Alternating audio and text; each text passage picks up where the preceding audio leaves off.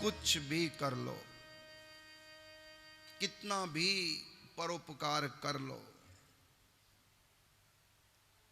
कितने भी यत्न कर लो, कितने भी शुभ से शुभ कर्म कर लो, बिना भक्ति के माया के उस पार नहीं जा सकते।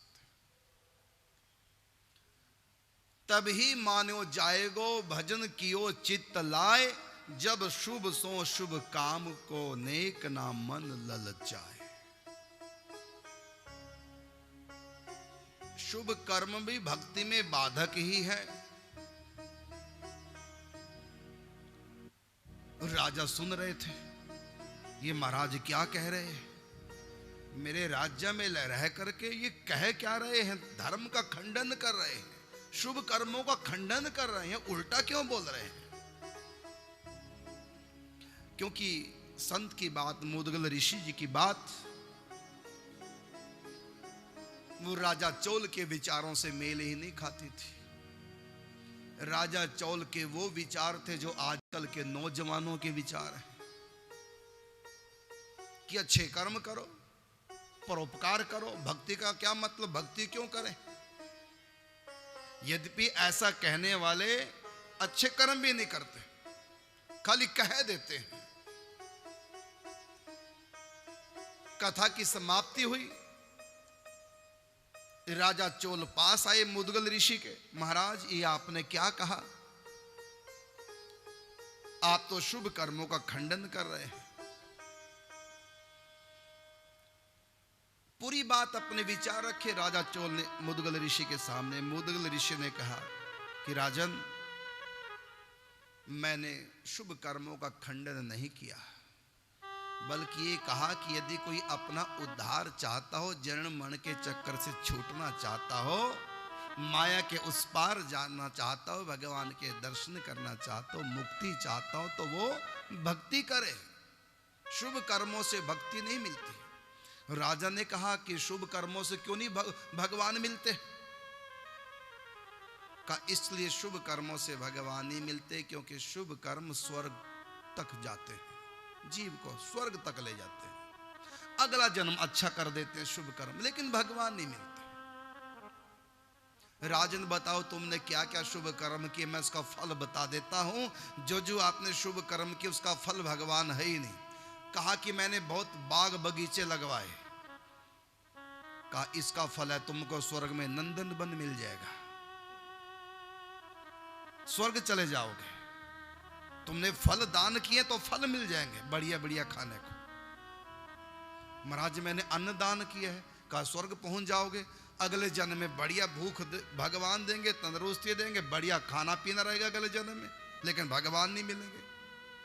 मैंने गरीबों के लिए मकान बनवाए, कहा तुमको स्वर्ग मिल जाएगा कुछ समय के लिए, और जब भी दुनिया में पैदा होंगे बड़ी कोठी वाले सेठ साहूकार के यहाँ पैदा हो जाओगे, राजा महाराजों के महलों में पैदा हो जाएंगे, क्योंकि तुमने किसी एक मकान बनवाए। मैंने वस्त्र दान किए हैं, का वस्त्र दान करने से अगले जन्म में तुमको बढ़िया बढ़िया कपड़े पहनने को मिल जाएंगे। मैंने औषधियों का दान किए हैं, का तो अगले जन्म में तुमको तंदुरुस्ती मिल जाएगी। जो राजन तुमने दान किया है वही तो मिलेगा कि भगवान मिल जाएंगे। यदि किसी गरीब को धन देने से भगवान मिल जाए तो बड़े बड़े करोड़पति सेठ सब लोग सारा कुछ दान दे करके भगवान को पाले, लेकिन ऐसे नहीं भगवान मिलते, वो केवल भक्ति से मिलते हैं। शुभ कर्म करने से स्वर्ग मिलता है, अगला जन्म अच्छा हो जाता है, लेकिन भगवान नहीं मिलते। भगवान तो भक्ति से मिलते हैं, भजन करने से मिलते हैं, सत्संग से भक्ति आती है, भक्ति से भगवान मिलते हैं। परमात्मा को किसी भी शुभ कर्म से प्राप्त नहीं किया जा सकता, स्वर्ग को किया जा सकता है तपस्या से।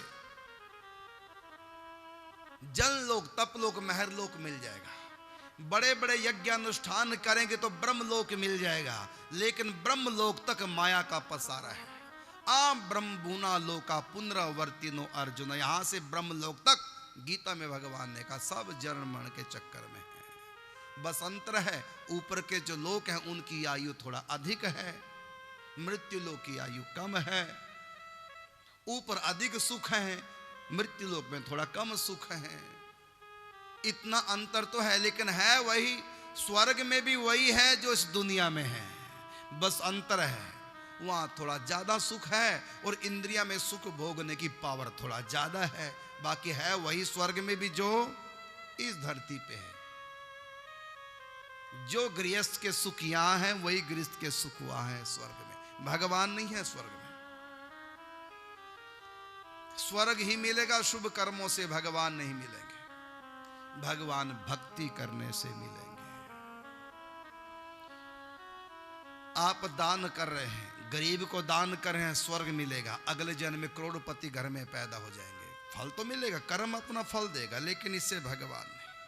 हाँ, यही दान यदि आप मंदिर में लगा रहे हैं, पूजा में लगा रहे हैं, संत की सेवा में लगा रहे हैं, क्योंकि संत का संबंध भगवान से है,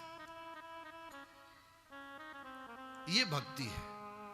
धन लगा कहां रहे हो उसके अनुसार उसका फल मिलेगा। धन को कहां लगा रहे हो उसके अनुसार धन का फल मिलेगा। तुमने धन किसी दरिद्र को दिया और उसने जाके शराब पी ली तो तुमको पुण्य लगा के पाप। मत सोचो दान करने से पुण्य लगेगा, दान करने से पाप भी लग सकता है।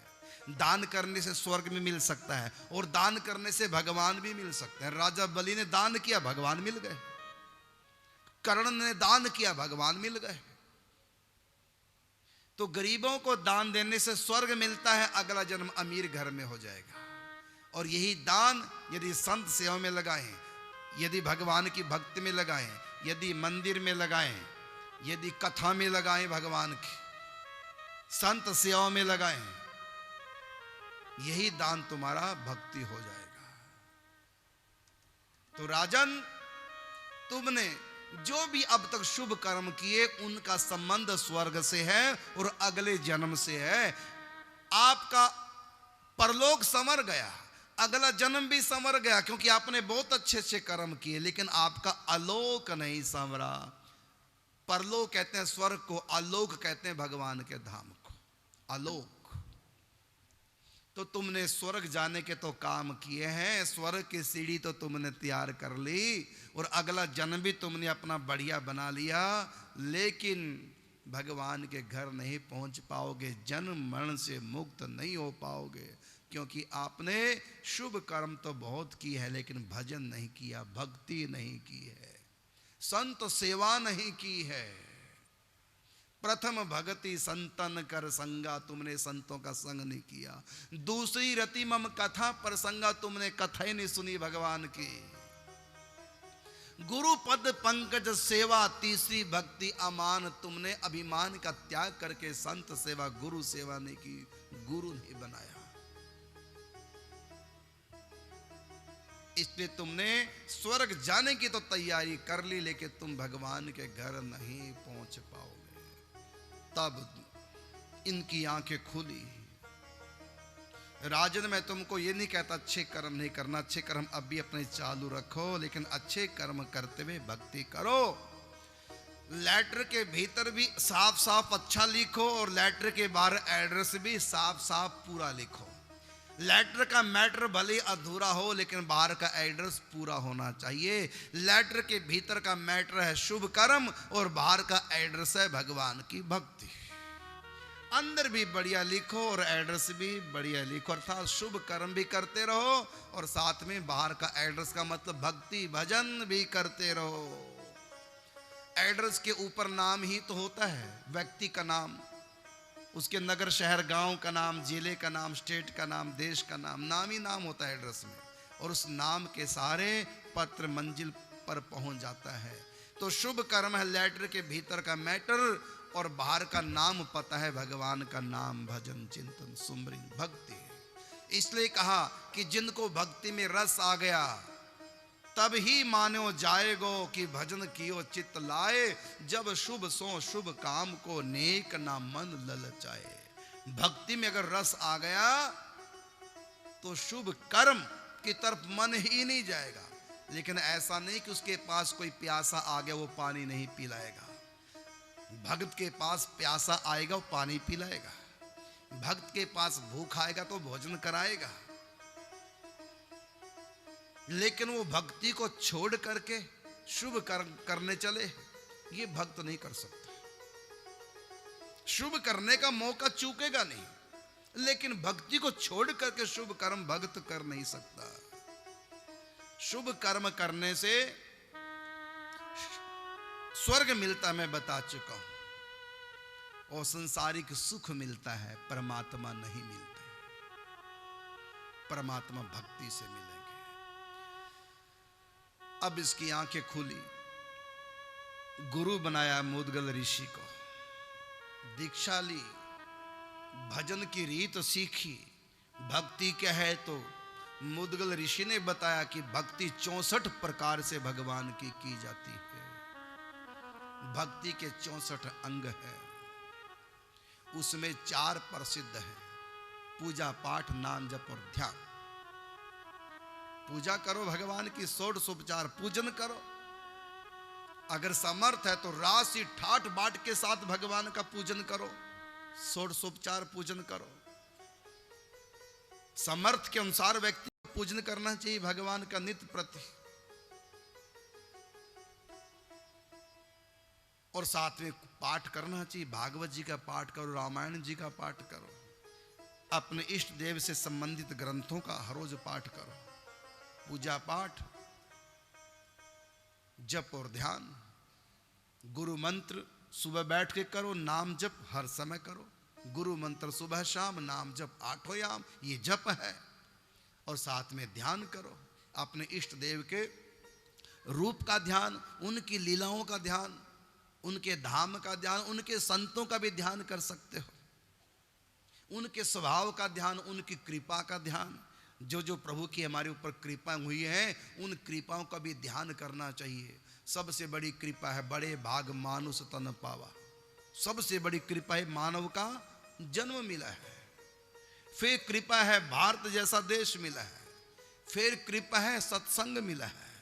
फिर कृपा है कि हम भक्ति में लग गए। अपने ऊपर प्रभु की जो कृपा हुई है, उन कृपाओं का चिंतन करना भी भगवान का ही चिंतन है। भगवान की दया का चिंतन करो, भगवान के स्वभाव का चिंतन करो, भगवान के भक्तों का चिंतन करो, भगवान के संतों का चिंतन करो, भगवान के धाम का चिंतन करो, भगवान के रूप का चिंतन करो, भगवान के सौंदर्य का चिंतन करो, भगवान के माधुर्य का चिंतन करो, भगवान के वस्त्र अलंकारों का चिंतन करो। इस प्रकार ये मुख्य 4 उपासनाएं हैं। यद्यपि भक्ति के 64 अंग हैं, उसमें 4 मुख्य क्या कि पूजा पाठ, ध्यान और जप, ये नित्य प्रति व्यक्ति को करना चाहिए। और इससे अधिक जितना और कर सके कीर्तन करो, गावहीं सुनहीं सदा मम लीला, एकादशी व्रत करो।